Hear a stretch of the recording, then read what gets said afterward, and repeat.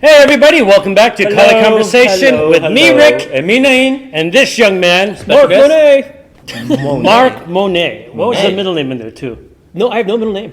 Why is it on Facebook? It gave you a middle name. No, it says Mark Bryan. Mark Bryan is actually my first name. So we don't just say Mark, we got to say Mark Bryan. You don't say Mark Bryan. Just say Mark. Is this like a hyphen or is it just No put together? hyphen. It's like Mary Beth or Tammy. Oh, that's right. Yeah. You're Filipino. I'm Filipino, dude. Filipino families do this. They take the first couple letters of the wife, and then a couple letters from the husband, and they bind them together. It's kind of like that Ben Affleck and that doesn't make sense though, because that's Brian is a full name. I know. I guess his mom's name was Mark. Yeah. So is it like Mark Anthony and Brianna something? No, Just not that I know. Mark Bryan. Just Mark Bryan, dude. Huh. Yeah, it's weird. Maybe the dad and the uncle. What about the Monay part? That sounds Oh, it's technically French. okay. So Yeah, the Monay's not really Filipino. correct. It's Monay. Correct. Monay. Oh, Monay. Yeah, Monay. Like And Monay. it's funny because like if you weren't Filipino, you're like, oh, Monay sounds hot. But you say Monay and you're Filipino, you're like, oh, that's bread. It's marketing, folks. It's marketing. It's branding. It's all branding. It's like proper branding. Like Mark Monay sounds pretty darn good. That's like a stage name. Yeah. Like, that can work with that. But you say Mark Bryan Monay, I'm like, Yeah, because my feeling it. wife's last name is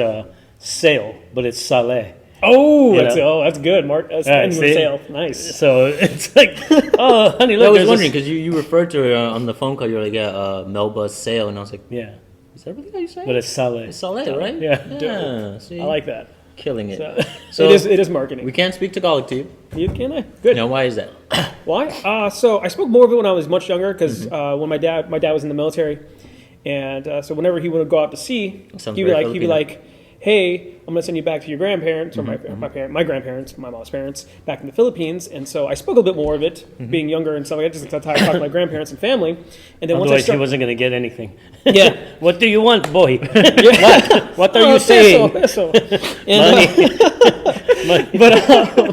and then once I started school here in America, like never really went back, and of course just got Americanized. So How when long, was how that long you been transition? here? Yeah. How long you been here? Well, technically, I've been here since I was like 13 months old in America. 13 months, 9 months, 10 months, something like that. Something When like did you that. stop going back to your grandparents? I was about 4 years old. Oh, he was Yeah. super young. Yeah, Super young. Young. But I do have some Wow. pretty particular, like vivid memories of the Philippines at that age. So I went back when I was in my late 20s, and I didn't speak a lick of Tagalog, so I got capped on a lot. Well, he can barely speak English Yeah, as it is. Because he can As it spell is. very bad. Yeah, that's right. I caught that. So some of the kids would try to talk to me, and of course I have no clue what they're saying. So I was taught a couple of phrases so that I could go around town on my own. oh, nice. Right? So they have these things called jitneys, which is like it's kind of like a mini bus, I Yes. guess, right? Yeah, yeah. And people Yeah, I know just it's they transportation. all load in and whatever. And to get off of it, you had to say para, right? Stop. Yeah, Yeah, stop. yeah. Is that what it is? Yeah, same thing. But at the time, because I had no clue, I would say pera, which is totally different, It means for pear. Yeah. right? Which means money, right? Oh, it does? Yeah, pera means money. So I'm like, pera, right? And the guy gives me a mean look. I'm like, I'm just trying to get off. He goes, oh, I thought you were a holdupper, meaning a bank, somebody who's going to rob them. That I'm asking for money because You're like, the whoa, dumbest robber alive. Awfully pera. nice.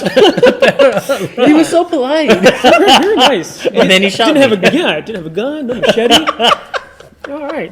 Yeah, and I was wondering why were they not letting me off the damn boat? Yeah. So he sounds more homeless than he sounds like he's robbing me. Yeah, I know. And then I had to say it in English. Turns out everybody there Stop. spoke English.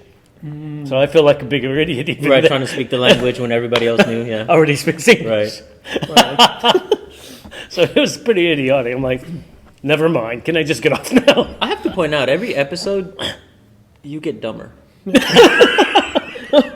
Pretty much. The Anyway, more, so the more, Mark. the more stories you know, we're like, this is our kind of Well, that's the thing, is most of them I know, and then I hear a new one, I'm like, wow, you like were up here, and now you're here, and every episode it just goes down a notch. And I'm like, why am I learning from you? I feel exactly the same way when it comes like towards my clients and stuff like really? that. Yeah, because the longer I know my clients, the more my clients know me, and of course they know my personal life, and it's just like it gets to a point where I'm like thinking like they're probably thinking like I'm not the right kind of guy for this job anymore. Well, since you brought that up, what job are you? I mean, we have not even. Yeah, we're just, so, Oh wait, we're here for a reason. yeah, we're just shooting the shit here. We're talking about. so I'm a personal trainer. I started my own business called On Your Mark Worldwide. As of On your mark. Yeah. Branding, dude. and it's not on your mark, Brian. On Your Mark. Yeah, that would imply. On your mark, Monay. No, it's On Your Mark. On Your Mark. On Your Mark Worldwide. It was really funny when I came up with the name because I was watching Step Brothers at the time. You know what I'm talking about? Prestige, worldwide. And I'm like, taking it. So, Boats and hoes. boats and hoes. Well, I mean, it's buys and And guys. that's- I don't know, dude. That is so typical of Filipinos, though. What's What? like using their own name for branding, or No, they see something that I'm going to use that. oh, Go to the Philippines, you'll see half the things you see there is based off of Or something that they got rip-offs. from. Oh yeah, always. They don't have copyright infringements over there, oh, nice. so you can just you can take a movie from here. They'll replicate it, but make it really stupid because they just don't understand American humor. Right. Filipino humor is different. There's who Vice Ganda is, right? No, I do not. So his brand of humor is like, you'll ask a question, then he'll answer it with the answer, which is still the same question, but sarcastically, and to them, that's comedy. Oh, okay. I'm like, So interesting form of irony there. yeah, Yeah, it's like- Yeah. So, yeah, it's just really weird. I mean, it's just that way. They don't have, their jokes are not that funny. so Sorry, like, Philippines. yeah, no worries. It's all like, oh yeah, we have a band here too. It's called Blink 183 and Yeah. Sum 42 and Slip Tie. It's like one of those kind of things. Yeah, something. It's just bizarre. It's just off by one syllable. Yeah, you change the number, Like, and we're wait a good. minute, what? I've heard this band before. Pretty famous in America, but I think they're called Blink 182. Yeah, it's one No, one it's over there. 83. It's They 83. want to be better. Good accent. I've been around him long enough. So this company you have, how long have you been doing that? I Yes. really started up brand new at the end of May last year, so pretty much when COVID hit. You decided, let me do this fitness thing where I have to get with people, and I can't, and this would be a great opportunity. No, so actually before that, my endeavor before that, I actually owned a gym for a little bit. Yeah, wow, so wow. I had my own gym. It was located in San Mateo. It was called The Bar. And That's misleading. yeah, oh, it was meant to be. It was meant to be. Even our I'm slogan, here for drinks. yeah, even our slogan was squats, not shots. Oh, So, wow. so That's clever. I yeah, like that. not too bad, right? So I had a little Yeah. marketing aspect of it going there. But then, Nice. so like in March, when all this whole COVID last year was all happening and stuff like that, we had to close down. And we dealt with the first extension, which it was like, all right, here's April, like, are we open back up? And then got to a point where like, we just don't know when this is going to end. Right. And so it just seemed like to be a smart business move to be like, okay, well, let's just dissolve the business. So we did. And so my business partner at the time and I, we went our separate ways. May comes around, and a good friend of mine who lives in Ohio, he just became like a life coach.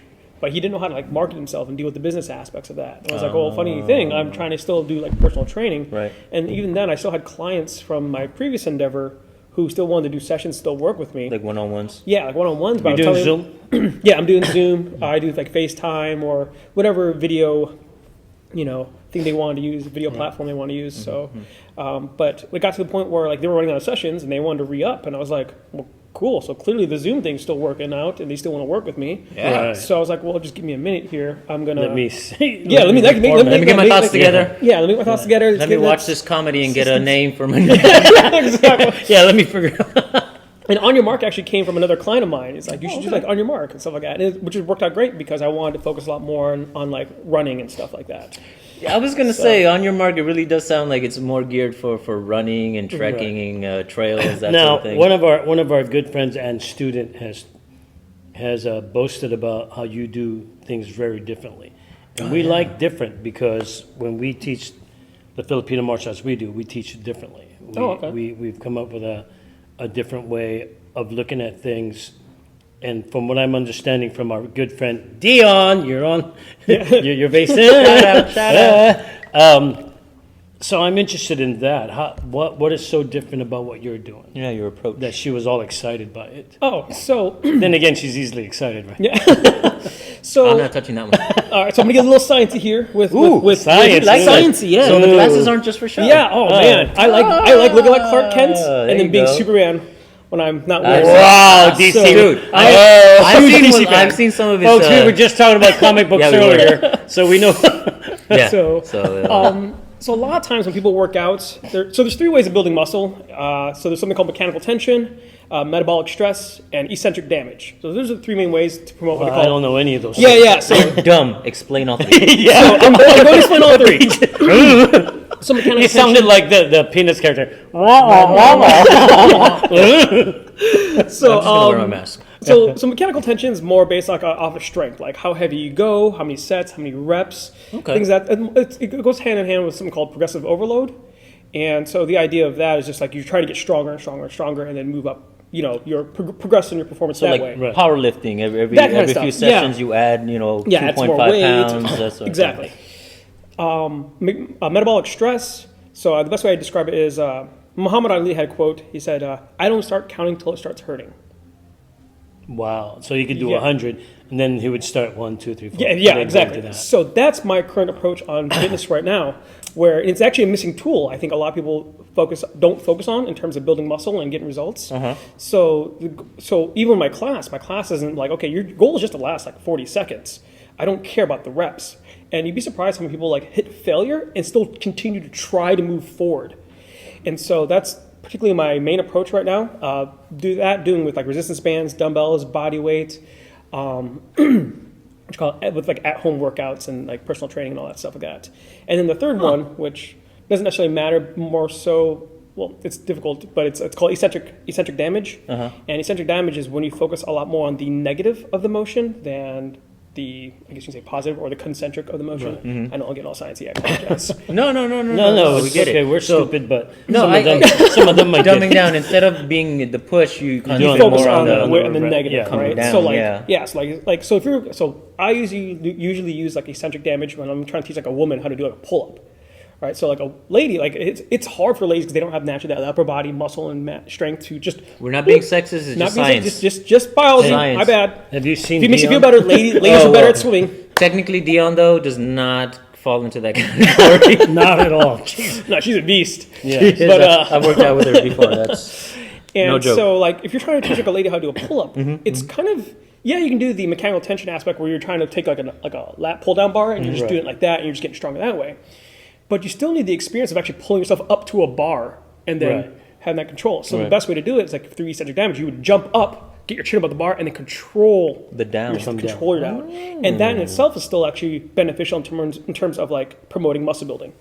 So like if you're trying to learn something new, a lot of times it's Go best backwards. Go backward, exactly. So what's that? Does that mean that you're using the anterior muscles instead of the main muscles that you would use for the up? So it kind of depends on the motion, right? So like kind of sort of what you were just saying right there. So a lot of times what happens so it's funny, the way our muscles work and the muscle fibers, Yeah. the damaging part that actually promotes the muscle building is actually on the eccentric motion anyways. So Really? yes. So the thing is the muscle lengthens, but you're still trying to contract the muscle as it's lengthening. So if you think of a rubber band when you're pulling on both ends, Right. someone's taking the middle and pulling the middle While you're stretching it out. while you're stretching it out. So that's the best way to explain like what eccentric damage does. So that means that when you maintain that tension going out and you come back down, you're actually compressing it that much more. You're contracting the muscle more as you are lengthening it. So the other way of that is what happens if you negate the eccentric, the negative. If you were to go like say explosive up and explosive down, you actually can negate like the tearing of the muscle fibers and just promote the fast twitch. So you can actually get faster and stronger without having to build more muscle. There's ways to do that. Ooh. So if your goal is like professional runners, Yeah. right? They don't want to gain more mass, but they need to be faster. Right. So the goal is how do you go from point A to point B and back to point A as fast as you can.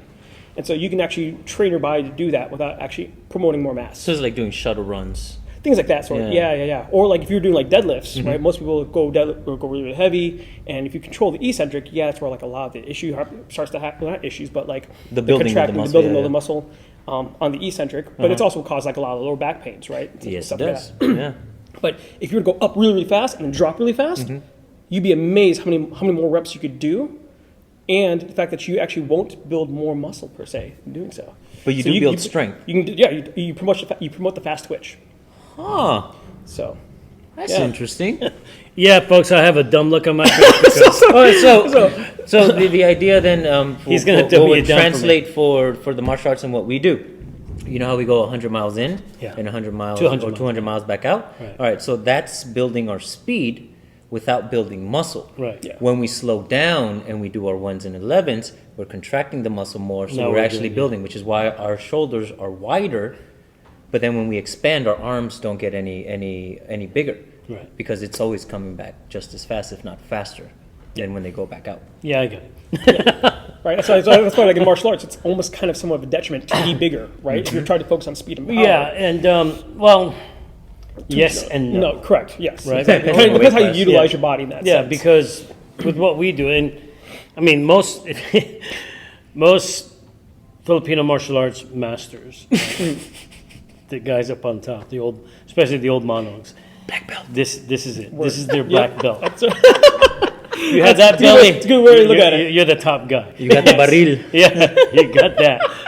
But I've seen them, man. Their arms are just, it's funny because you mentioned that, but their arms are like really, really Yeah. fast. And it's like, But you see this big giant gutter, Yeah. and you're like, Yeah. how are you moving like this, right? yeah.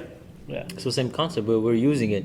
And then in other martial arts, like right now I'm learning a kung fu form, you need the contraction the whole way. Mm-hmm. And the teacher was telling me, you build a lot of muscle just doing this form if you do it properly with the breathing and the contraction and the tension that you maintain here versus at the end. Which where is your hands are. kind of going back to Bruce Lee's way of doing things, where you have that push, pull all the way Right. through, and that's what's creating those. But he was a big gym rat too. Yeah, he was. He was in the gym a lot Yep. All to the build time. that the muscle. So he probably conceptualized that through a lot of the same techniques that you use for training now. Yeah. So I mean, an easy way to explain it is like I always tell people like, okay, if you can do push-ups for a minute, right? Try doing a set of push-ups as fast as you can. You can probably do, for a lot of guys, they can probably do like 40 plus or something. If they're going as fast as they can. 3. Right? Right on, whatever. 3 and 40, same difference. but then, I'm just trying to be honest. but then like, Like 43. Where are you at? but then think of trying to do that same duration, but go as slow as you can. Yeah. That's tough. different. That gets really tough really Yeah. fast. If you're trying to Been go there, for 40 done that. seconds, you probably get like 5, 6, 7, 8. Like your muscles just tap out completely different. Yeah, because you're stretching them throughout the Exactly. whole minute. Exactly. I get that. I've done it that way, and Versus I using actually the- like doing it that way. Elasticity. I actually enjoy it that way more so than going. Yeah, trying just to pump blast them as out. much- Yeah, because then you can do 3 in 40 minutes and then you're fine. Then yeah. I don't sweat 40 as minutes. much. I don't have to change my shirt as 40 often. seconds. Yeah, No. And that's giving them a benefit of the doubt. hey, you don't saying. look this good. That's right. Doing all that. I mean, If anyone asks, it's all power, baby. all that's power. right. Damn it. Sadly, it's Ask true. him how many times I knock him on his ass. There you go. Dude, you Oh. punched me twice yesterday when you could have just tapped me. I got excited. I had been stuck at home for a couple of days, right? Because I wasn't feeling very well. So we trained, and we do these drills, and right? They're not even drills. We're literally We're just kind of working freehand out. sparring. Yeah, right. Oh, nice. So I have very good control. But yesterday I just wanted to not have control. Yeah. Twice. It's like, Well, I'm the gonna third time was granted. I did attack him without him realizing that I was doing it first. So And then he just got kinda hit because- acted on it. That's just bad. Yeah. You never That want one- to. You never want to run up on me. But that one I forgave. Yeah. The other two? No, I was pissed. I was too much dick. So, if you don't mind me asking, what were you guys doing exactly? It sounds like you guys are obviously involved in martial arts.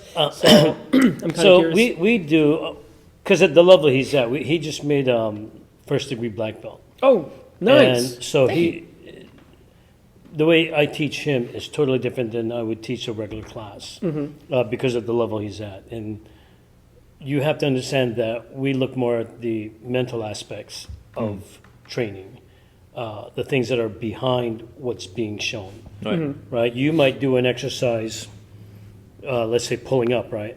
Yeah. And then coming back down. But what's really behind that, right? I mean, it's easy to just say, oh, just pull up. When you get to the top, then just let your hands come down. Yeah. But if you thought about just the idea of a pull-up, what are you really working, right? So you're up here like this. And as you're pulling up, where does the contraction start? Is it at the hand? That's a good one. Is it at the here? Is it up here? Yeah. Or is it Is here? it the lats, the shoulders? So the once you delts? understand that and you're going here, and as you pull down, you'll notice that your hands get really tight because you're trying to grip on harder, Yeah. right? Because that becomes your base as you're pulling up. But then what happens? Back here starts to work, Yeah. right? As you go, and you're like, oh, there's this muscle contracting. And as you get to a certain point, now these muscles kick into gear.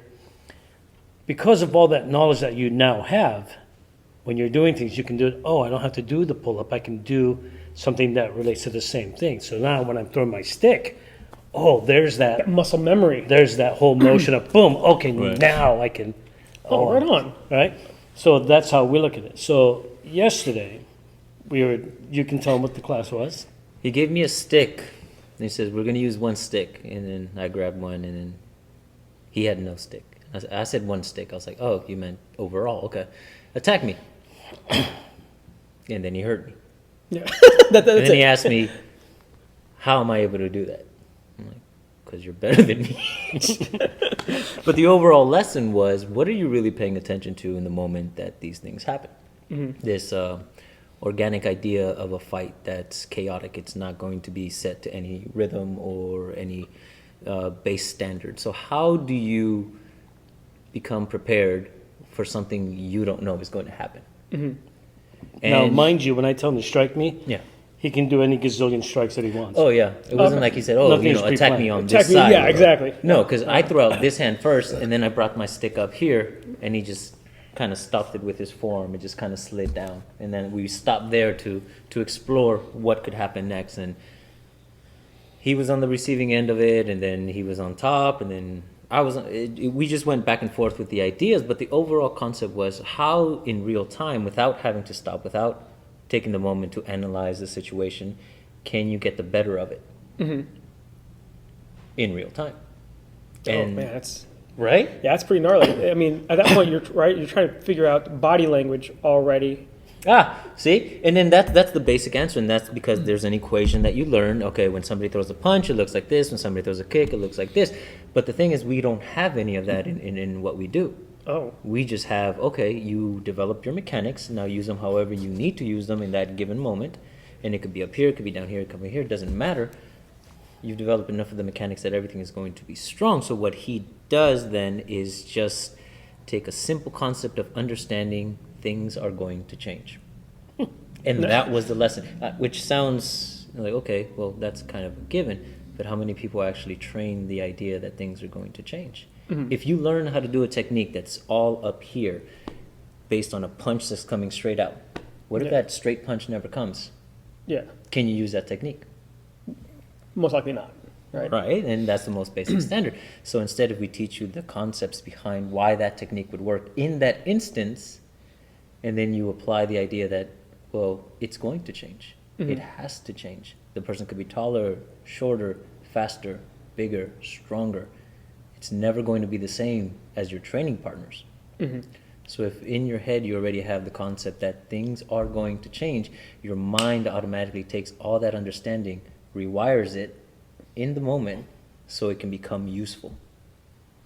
It's pretty deep, dude. I like it. These are classes. There These you are go, right on. Yeah, and like I said, we teach differently because I want to get inside of your head so that you understand why your brain thinks the things that it does.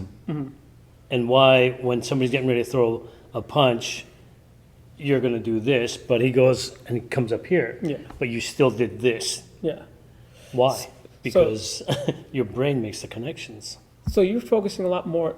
So for you, it's not about predictability. It's more like the anticipation of the, like the No. spontaneity. Oh, Yeah, yeah, that's and then bad. that was actually part of the conversation was the idea that it isn't anticipation, it's just a simple understanding and acceptance that things will change.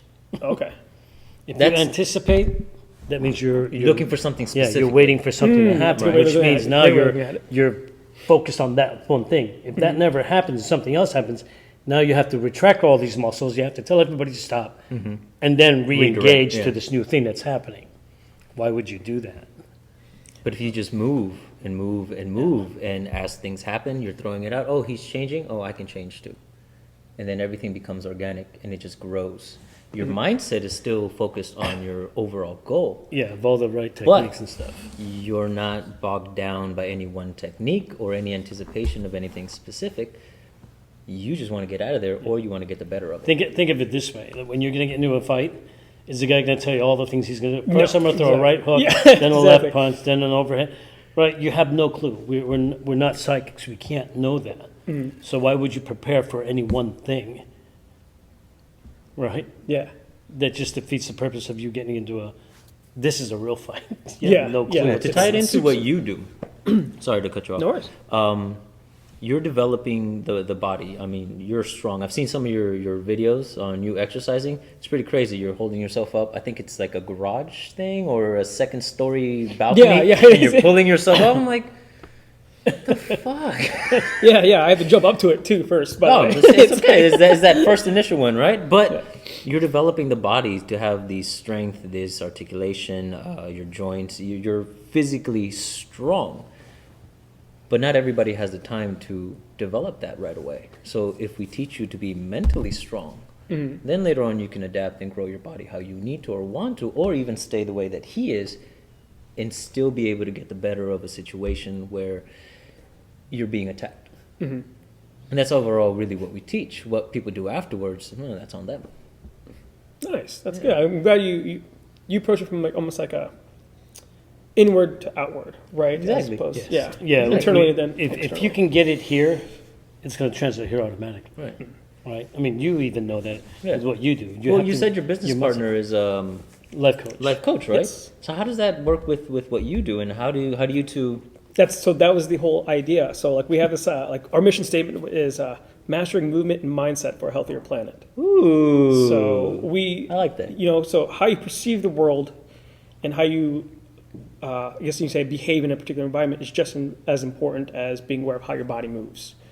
And so if you want to, I always believe creating a healthier planet is all starts with the individual first. And I think there's a lot of people out there, way more often than not, who are not really aware of themselves and aware of their environment. They just kind of just live through life accordingly. They do what they're supposed to. Yeah, that kind of thing.